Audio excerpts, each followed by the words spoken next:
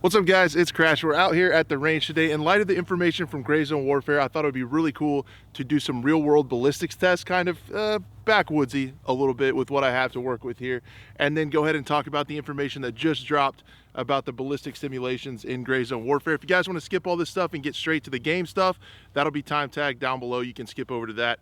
But let's check out some different calibers, some different bullets, and how it interacts with. I'm sorry I don't have any ballistics gel. We're gonna have to shoot a 4x4. We're gonna shoot some wood and see kind of how these bullets behave just a little bit, and then go ahead and talk about what's in the game. So I got a couple different calibers and a couple different bullets. We're gonna do the ballistic tip hollow point 223, which is similar to 5.56, a little less pressure, the FMJ version of that, and then I have some 44 mag stuff that's gonna be awesome, some hollow point, soft point stuff, and some bonded hollow points. We'll see how that goes through.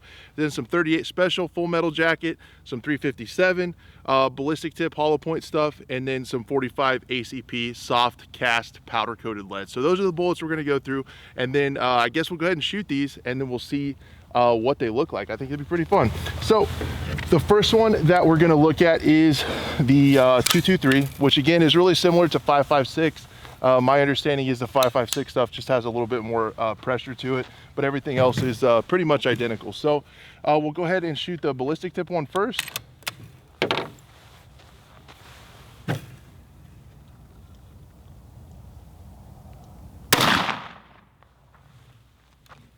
Alrighty. And then the FMJ version of that. Gonna top load it here.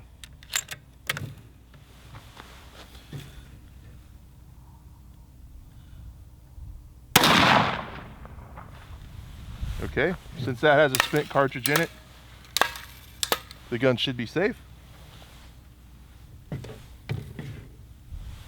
And then this is probably my favorite one to shoot. This is my Henry Model X 357. So we will do, so I have to load it opposite. We'll do the 38 special FMJ first, and then followed by the 357 hollow point ballistic tip. We really don't need ear protection for this one. So that's the 38 special, and then here's the 357, a little more punch.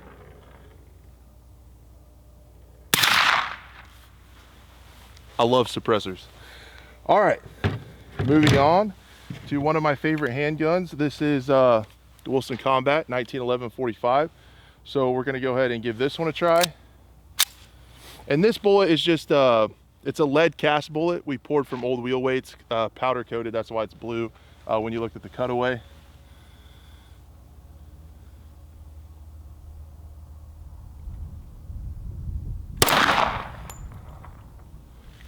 Hopefully I hit these. When I'm shooting at the range, I always like to, when I'm done with the gun, I like to just leave it open. That way everyone can see that it's safe. Set it there. I only have one type of bullet for that one. Now, it's time for the big one.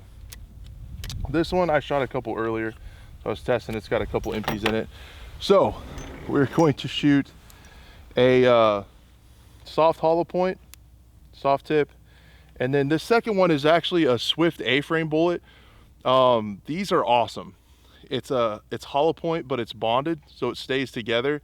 And these are loaded hot. These are actually loaded for bear hunting, so you'll notice the difference when that one goes off.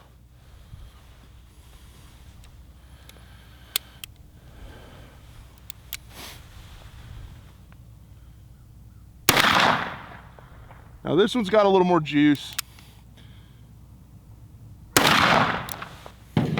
So you guys can definitely tell what went on there. That one had a little bit more power to it. So let's go ahead and take a look at the wood, and then we'll see what it looks like. So surprisingly, I hit all these, but I went ahead and marked on here what they were in the order that I shot them, so we can take a look at them. The top one is the 223 FMJ, and you can see that one essentially, hopefully you can see it, I can get some light on there. It just went right through, didn't really change size. The ballistic tip hollow point, you can see a much larger exit wound in that one. We're talking about wounding wood, I guess. The 357, you can actually see a piece of the plastic ballistic tip in there, so that's kind of interesting. And then it made a fairly large exit wound, much larger than its full metal jacket counterpart. We got some expansion, not really there. And then the 45 ACP, the soft lead, it definitely did a little bit expanding. It might have caused some collateral from the 44 mag, but the 45 ACP soft lead, it went ahead and expanded just a little bit. This is the 44 mag bonded hollow point that should have stayed together and expanded a fair amount. Those are kind of made, that Swift A-frame is really made for penetration, so it didn't expand too much.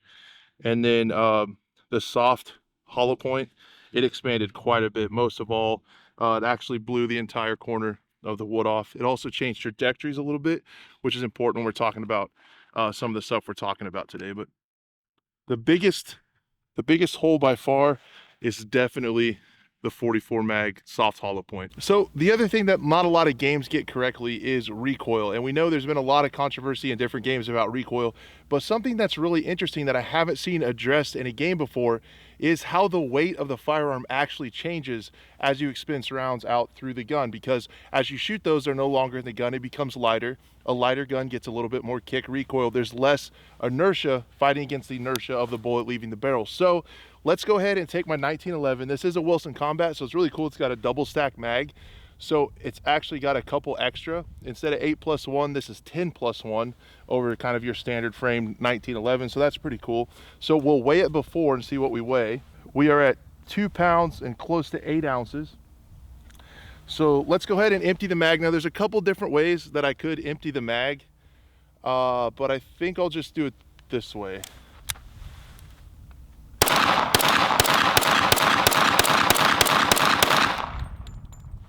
That's probably the funnest way to do it. So now let's weigh it after. And we can see that it's right at 2 pounds. So it actually lost nearly a half a pound in weight, and something that's only 2.5 pounds, losing that full half pound is quite a bit when you're talking percent wise. So therefore, you think you could feel a little bit extra recoil towards the end of the magazine.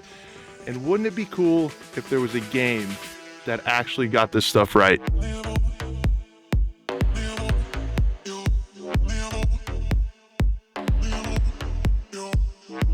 All right, guys, we're back in studio, I guess you could say, and let's go over the information that was released by Madfinger Games about what they're calling a simulation when it comes to the ballistics in Gray Zone Warfare and the combat mechanics and how firearms and ammunition interact with the environment as well as a body, more or less. So let's talk about it. And I think it's important to look over this stuff because in a simulation or in a model where things are this complicated, think Tarkov, I think there's going to be some weird stuff that happens. There's ricochets in this game. There's different kinds of fragmentation, pins, and stuff like that. And bullets aren't always going to do what you think they should. So getting this information out there to help explain some of those could hopefully eliminate some of the frustration factors. So let's go over this. We got a terminal ballistics demonstration as well as some GIFs and different things that we can talk about. So the first thing that we went over was this is FMJ 556 going through a double-walled steel fence, I do believe.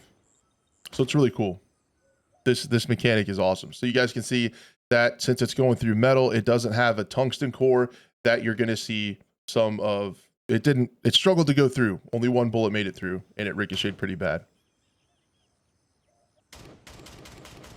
So the first one, it says at the bottom, is FMJ, and the rest of it is AP, so tungsten cored AP rounds. You guys can see it had no problem going through there. Slight deviations as it went through.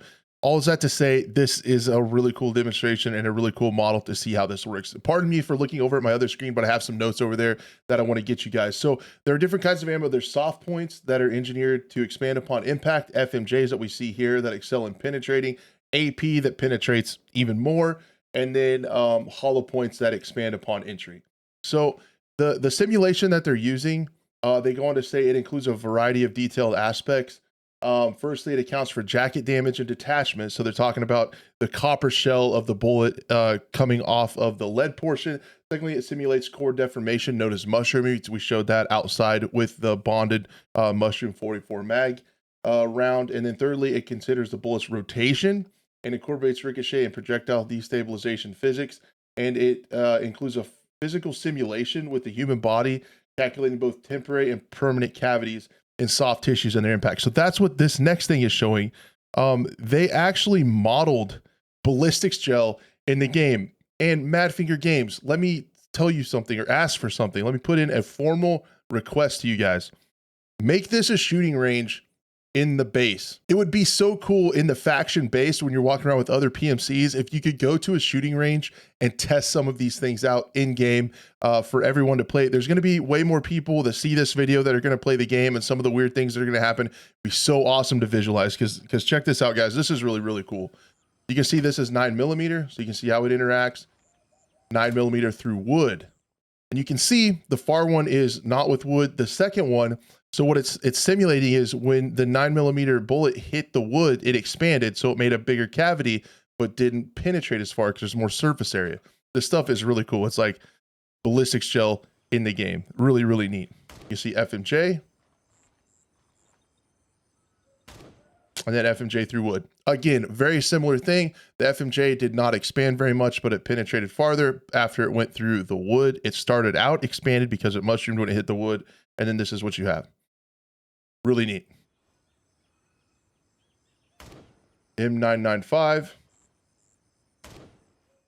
And then also through the wood as well. Same, but just bigger wound channels, bigger cavity, quite a bit deeper penetration with the armor piercing core.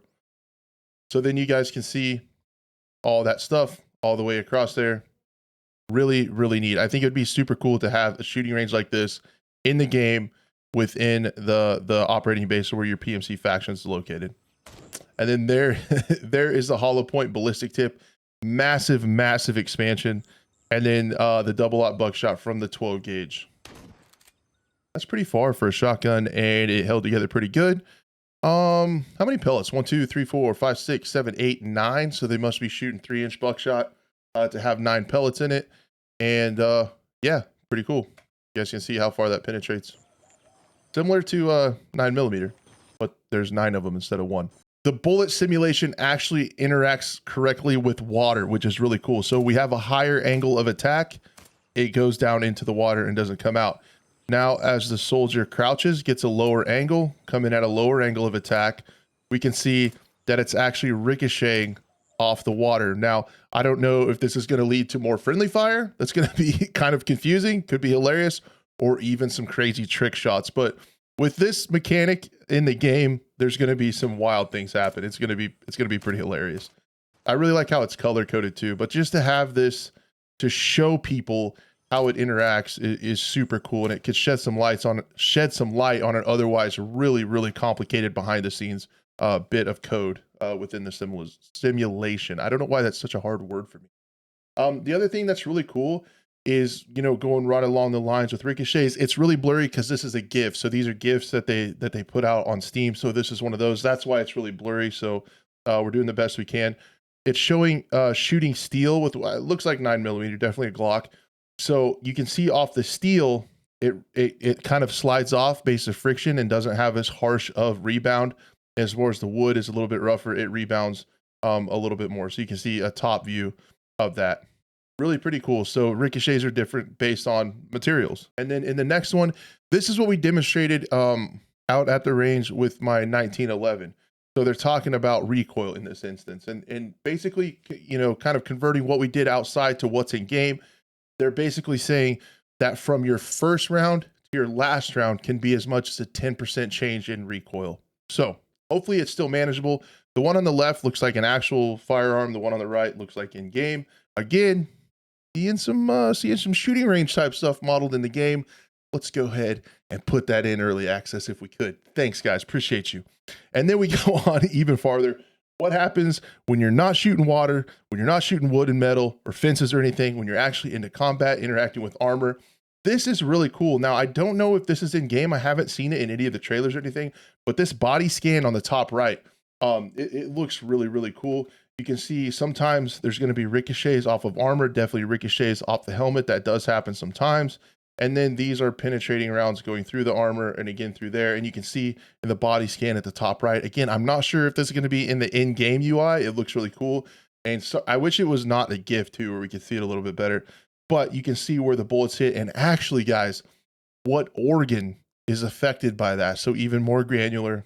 And you can see that kind of stuff. Now, hopefully they're finding a middle ground. When we talked about a dev interview a couple days ago, they're working on, keeping this gamified so it's still fun. It's not too deep and granular.